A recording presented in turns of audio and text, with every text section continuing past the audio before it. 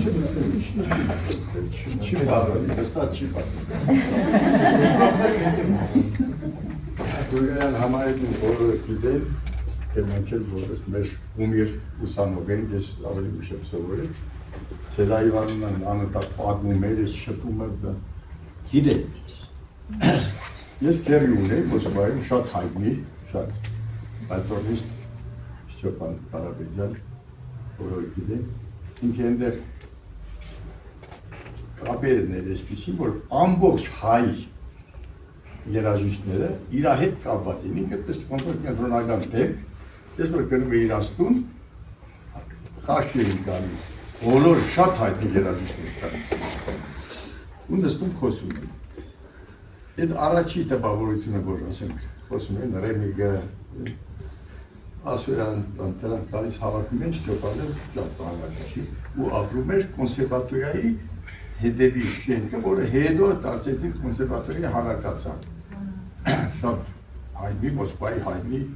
կերսերի վրայի շենքը, եղել է Ստեփանը։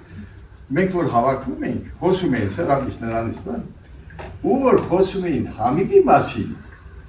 Համիգը հաճախ շատ էր կաստրոլների գնում, որ գնում ենք ընդեր չենք տեսնում։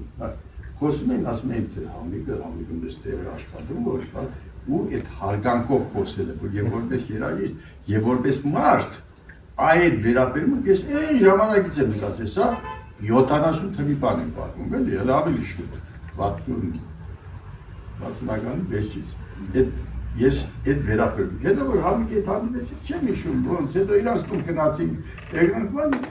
ինքը շատ բարեկամասեր է, շատ է սիրում։ Հետո որ ես գնում էի